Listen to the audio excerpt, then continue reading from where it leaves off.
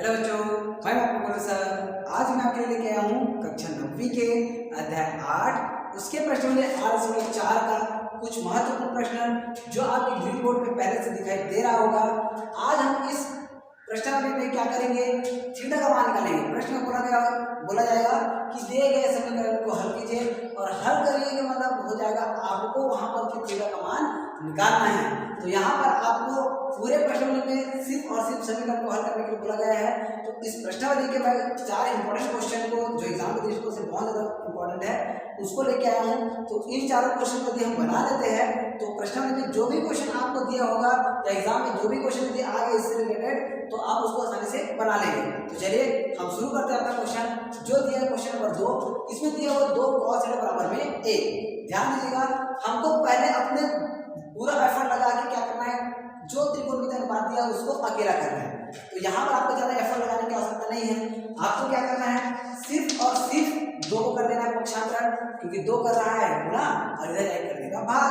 तो सिंपल सी बात, हम यहाँ पे प्राप्त करेंगे क्या, cos थीटा बराबर 1/2। क्या किए, सिर्फ 2 को हमने कर दिया पक्षांतरण, 2 गुणा से कर दिया भाग। अब जैसे ही cos थीटा अकेला हुआ या त्रिकोणमितीय अनुपात अकेला हुआ तो वहां पर आप देखेंगे cos थीटा वाले लाइन में 1/2 cos कितने अंश का मान होता है, तो cos वाले लाइन में ही जाना है। ऐसा नहीं कि 1/2 है तो उसको हम सेक वाले लाइन में या कोसेक वाले लाइन में ढूंढ रहे हैं। तो आप क्या करेंगे, cos वाले लाइन में ही जाएंगे और 1/2 को देखेंगे कि कितने अंश का मान 1/2 होता है। तो आप क्या करिएगा, cos थीटा वाले लाइन में ढूंढेंगे तो cos 60 अंश का मान कितना होता है, 1/2। cos वाले लाइन में cos 60 अंश का मान होता है 1/2। तो यहाँ से cos कट गया और थीटा का मान हमने प्राप्त कर लिया कितना, 60 अंश। तो इस तरीके से थीटा का मान हमने आंसर प्राप्त कर लिया 60 अंश। अब हम चलते हैं आगे की ओर।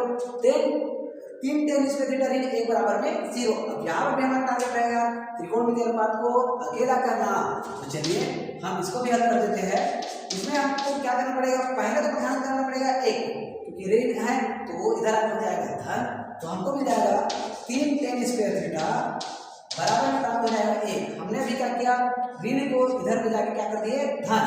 अब 3 गुणा कर रहा है, इधर जाके करेगा भाग। तो चलिए ये हमने प्राप्त कर दिया tan स्क्वायर थीटा, 3 को कर रहे हैं धन पक्षांतरण है ना, तो 1/2 हो जाएगा 3 गुणा से क्या कर दिया भाग। अब हमको क्या करना है, tan स्क्वायर है, स्क्वायर को जब हम पक्षांतरण करते हैं तो क्या बनता है, कर्णी। तो ये हो जाएगा tan थीटा बराबर कर्णी के अंदर 1/3।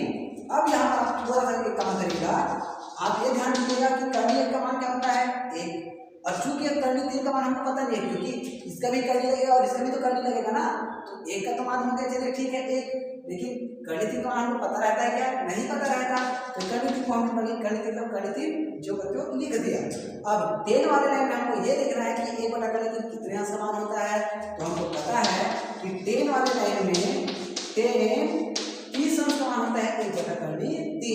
तो tan और tan कट गया और थीटा का मान हमें प्राप्त करना कितना अंश, 30 अंश। और ये 30 अंश हो जाएगा हमारा आंसर। तो इस तरीके से हमने क्वेश्चन नंबर 4 भी हल कर दिया। अब हम चलते हैं अगला क्वेश्चन नंबर 9 की ओर। अब क्वेश्चन नंबर 9 में हमको क्या करना है, देखिए सबसे पहला प्रोसेस जैसा इसको हमने किया था 3 माइनस लगा के प्लस, ये देखिए 4 sin स्क्वायर थीटा बराबर में मिल जाएगा 3, ऋण 3000 आके धन 3 हो गया। अब हमको क्या करना है, sin स्क्वायर थीटा के साथ 4 गुणा कर करेगा भाग। तो ये हो जाएगा हमारे पास sin स्क्वायर थीटा बराबर में 3/4। क्या मिल गया, 4 गुणा से कर दिया भाग और वर्ग को पक्षांतर करेंगे तो इधर आके मिल जाएगा कर्णी। तो चलिए ये हो जाएगा sin थीटा बराबर कर्णी के अंदर में 3/4। अब हमको देखिएगा एक छोटा सा मत करिएगा ना, कर्णी लगा है तो छोटा कर्णी लगा है मतलब बड़ा सही बनाइएगा ना। अब ये हो जाएगा sin थीटा बराबर कर्णी 3 का मान हमको फिक्स से पता नहीं है, तो कर्णी 3 को हमने लिख दिया कर्णी 3 बटा कर्णी 4 का मान क्या होता है 2। तो कर्णी 4 को हमने लिख दिया 2। अब साइन वाले लाइन में हम ढूंढते हैं, साइन वाले लाइन में कितनी मतलब कितने अंश का मान होता है, ये मान होता है किसका, साइन 60 अंश का। तो जिससे साइन और साइन कट जाएगा और थीटा का मान हमें प्राप्त करेंगे कितना 60 अंश। और ये जो 60 अंश है वो जाएगा हमारा आंसर। देखिए इस तरीके से हमने क्वेश्चन नंबर 9 क्लियर कर दिया। अब हम चलते हैं क्वेश्चन नंबर 10 की ओर, जिसमें हमको मिला हुआ है 4 sec स्क्वायर थीटा -1 बराबर में 3। सेम प्रोसेस ऋण 1 इधर आके धन हो जाएगा, इधर हो जाएगा 4 सेक स्क्वायर थीटा बराबर 3 धन a। अभी हमने क्या किया, a माइनस था, उधर ले जाके क्या कर दिए प्लस।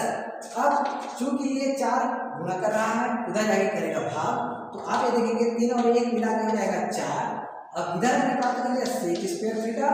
अब 4 गुणा से क्या करेगा, भाग करेगा, तो 4 बटा 4, तो 4 एकम 4, 4 एकम 4, तो ये हमको मिल जाएगा sec theta, sec square theta बराबर में 1/1 का मान होता है 1। 1/1 का मान हमने कितना प्राप्त कर लिया, a। अब हम देखते हैं सेक थीटा का मान हमको निकालना है, वर्ग इधर आके बन जाएगा करनी, तो सेक थीटा बराबर करनी 1। अब हम देखते हैं सेक थीटा बराबर करनी 1 का मान होता है 1। करनी का मान क्या होता है, 1 होता है। अब सेक वाले लाइन में 1 कितने अंश का मान होता है, तो ये होता है सेक सेक थीटा बराबर एक कितने अंश का मान होता है, सेक 0 अंश का मान, सेक 0 अंश का मान होता है। आपको पता होगा सेक किसका उल्टा होता है, कॉस का, और कॉस 0 अंश का मान जब 1 है तो 1 उल्टा 1 ही होगा ना, तो सेक वाले लाइन में भी सेक 0 अंश का मान भी हो जाएगा 1, जिससे सेक और सेक दोनों कट जाएगा और थीटा का मान हम प्राप्त करेंगे कितना, 0 अंश, और ये हो जाएगा हमारा आंसर। तो इस तरीके से आपको जितना भी इंपॉर्टेंट क्वेश्चन इस प्रश्न में से है उसको आपको हल करा दिया, तो आप इसको अच्छे से याद करिएगा, इसको अच्छे से प्रैक्टिस करिएगा और इस वीडियो को ज़्यादा से ज़्यादा बच्चों तक शेयर करिए ताकि उनको भी एग्जाम में हेल्प हो सके। Thank you.